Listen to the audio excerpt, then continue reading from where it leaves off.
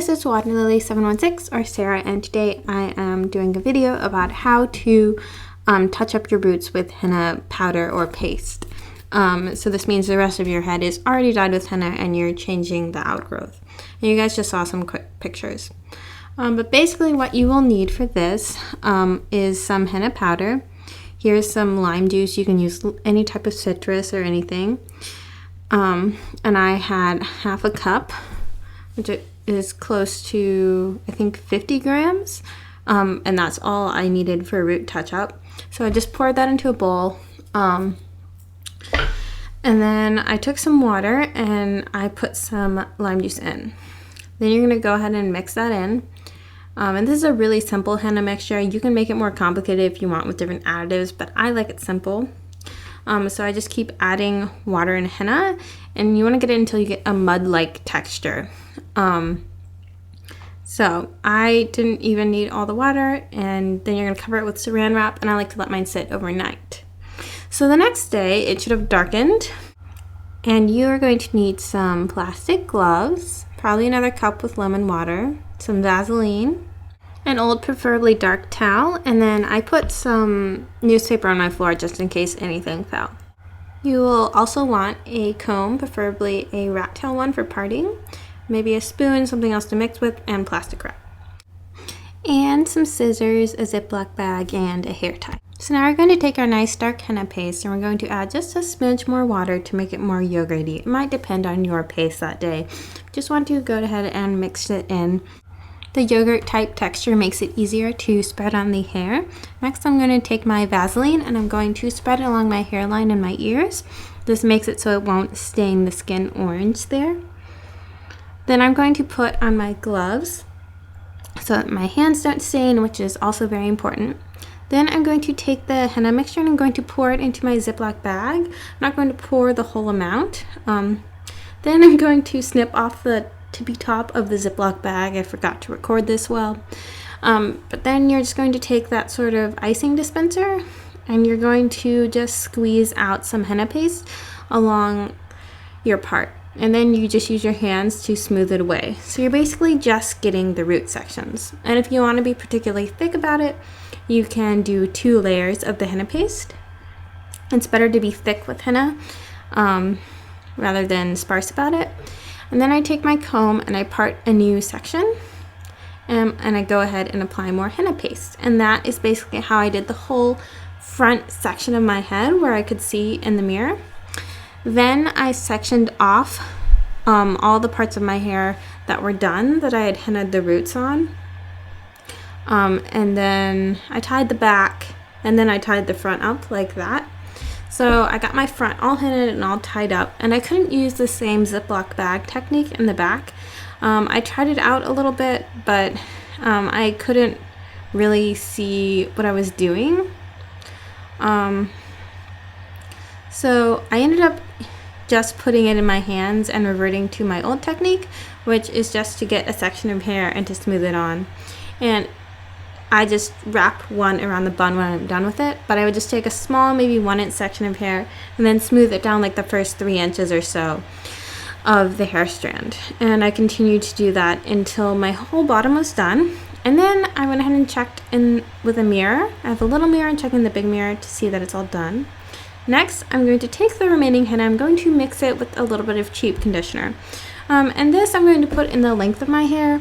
And henna doesn't really fade that much, but this is just to use up that little bit of extra henna. And the conditioner makes it really easy to smooth throughout the hair.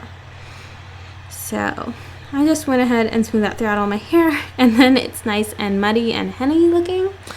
So I put it all in a huge bun, like so, with a hair tie. And then I took some plastic saran wrap and I tied it in a little knot, and I went ahead and covered my whole head in saran wrap to keep it nice and insulated. And then we put another towel on for more insulation. This was my first time doing a touch-up of my roots. I've done 2 all-over colors with henna, but this is my first time doing a touch-up. I basically followed the method of another lady's video, who I will put down below. So thanks to her for making that video, and this is me following her method. And this is my final result.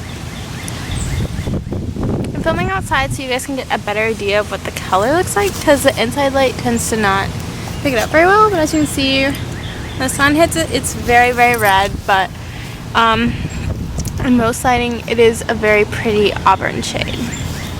So, and it came out really nice and even and blended. I'm very excited. I'll go ahead and tell you what I used when I rinsed it out. First, I was in the sink and I did a lot of rinsing in the sink to try to get it out. Then I got in the shower and I added some cheaper conditioners to my hair to just start to get rid of the muddy texture, the like dried mud texture. I used some Suave Naturals and I scrubbed my scalp with this. Suave Naturals coconut. Yeah, I used a lot of that. And I used the rest of the like Trader Joe's conditioner that I showed before. And like some random stuff. It's just my hair, just to like get it in my hair. And then I brushed my hair, which I always find really helpful to break up like the clumps of henna and just get it all rinsing out. Then I did a quick little shampoo, which I just like to do after I henna. I don't know, I feel like it cleanses some of the henna-ness, proteiny out of my hair. I'm sorry if you're hearing panting. Someone is stealing my spotlight. But anyways, this is the Shea Moisture Raw Shea Butter Moisture Retention Shampoo. So I just used like a little bit of that, kind of help it out. I feel like a little bit of suds, a little bit of soap is good with henna to get it out. And then I went ahead and conditioned my hair and detangled it again with some of my Bedhead TGI Moisture Maniac conditioner. Love this stuff. I did that. Then I rinsed that out and I deep conditioned. So it's just like conditioner overload, but my hair gets so proteiny feeling that I feel like it's fine. But I deep conditioned with some Curl Junkie Curl Rehab moisturizing treatment. And this was good, made my hair feel pretty soft afterwards. And I just popped that all under my hair therapy wrap, which is a microwavable heat cap. Yeah, that's pretty much it.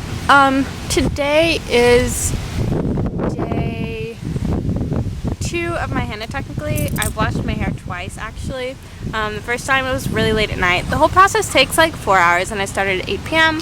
so I finished around midnight, so I was tired and I didn't really do my hair. But this is what I've got.